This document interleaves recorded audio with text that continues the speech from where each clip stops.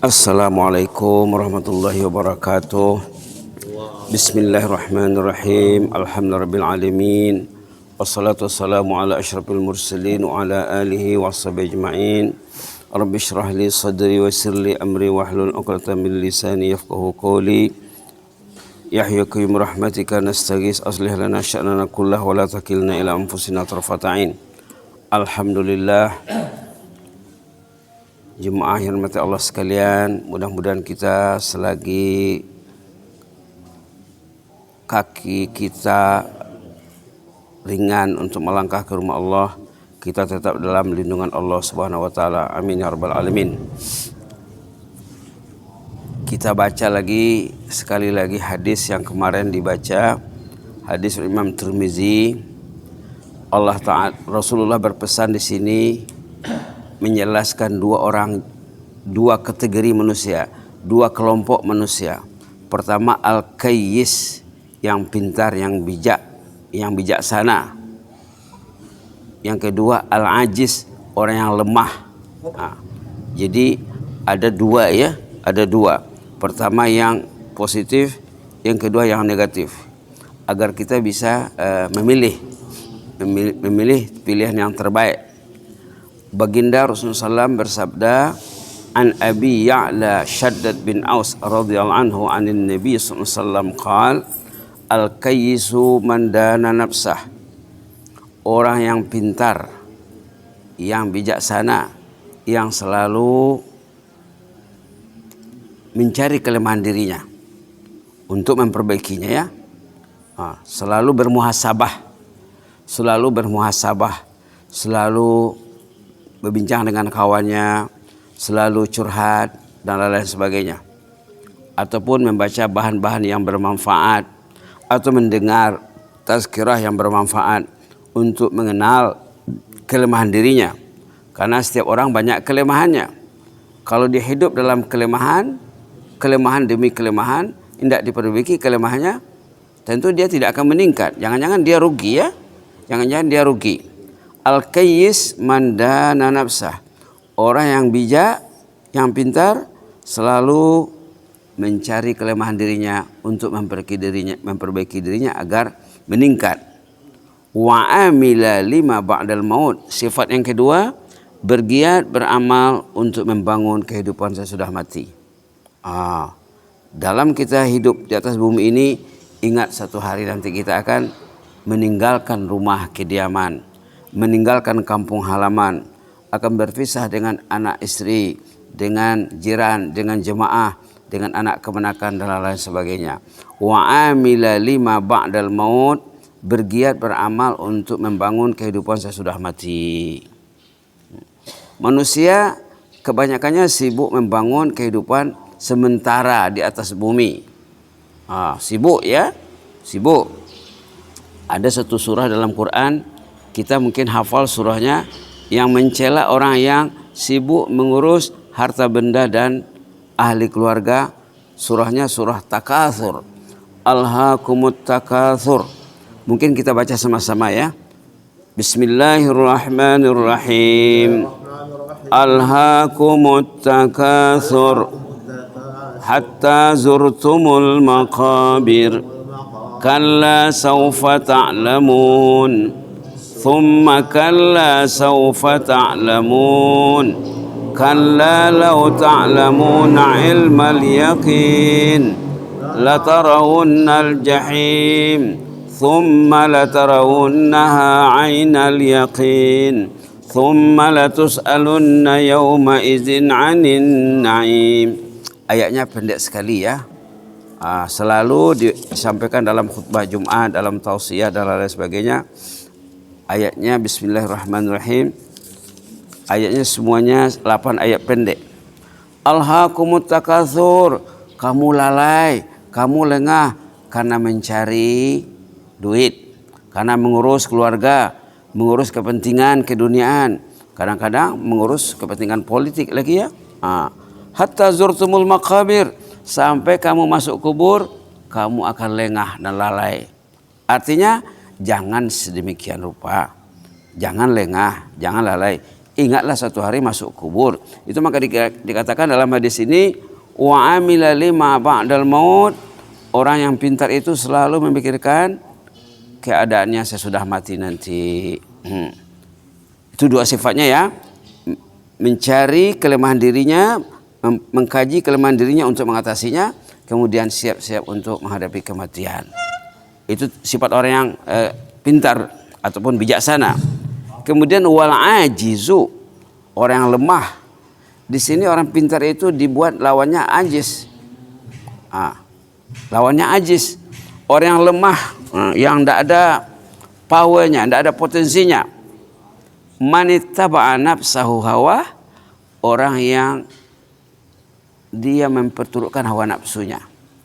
Tidak ada panduan, tidak ada pedoman, tidak ada patokan. Patokannya keinginan nafsu saja. Kalau sesuatu yang sesuai dengan nafsunya, dia lakukan. Wal ajiz manittaba'a nafsahu hawa, orang yang lemah, orang yang selalu memperturutkan hawa nafsunya.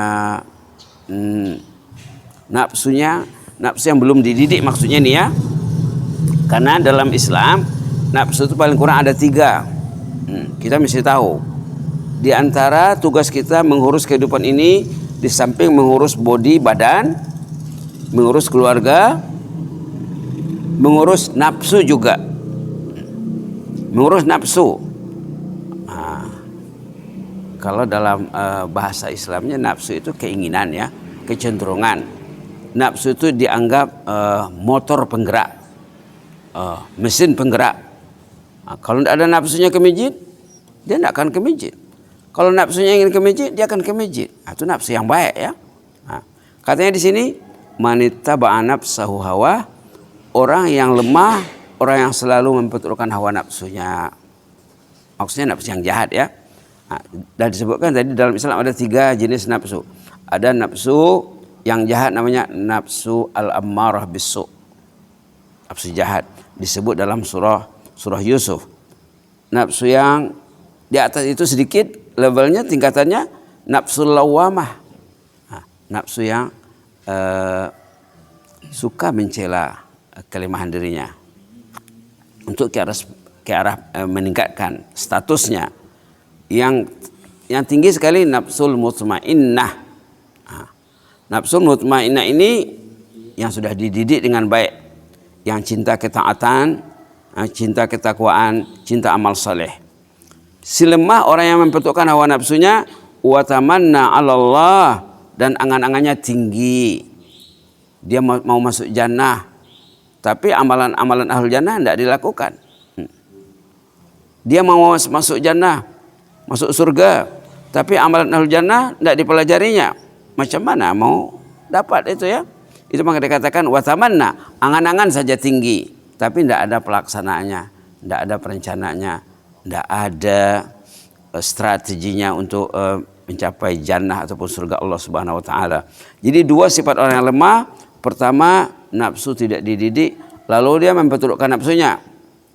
Nafsu mau tidur, tak peduli panggilan Allah. Itu berarti memperturutkan nafsunya ya. Kalau orang yang sudah nafsunya nafsul mutmainnah, dia sebelum azan lagi dia sudah bangun agar dia tidak telat ya, tidak telat nanti pergi ke masjid. Kalau orang yang nafsul mutmainnah ini, kalau dia telat dia menyesal. Bahkan orang dulu ada yang menangis. Ada orang dulu sahabatnya datang ke rumahnya di pagi hari. Ini cerita orang saleh ya. Kawannya pergi ke rumahnya di pagi hari, dijumpai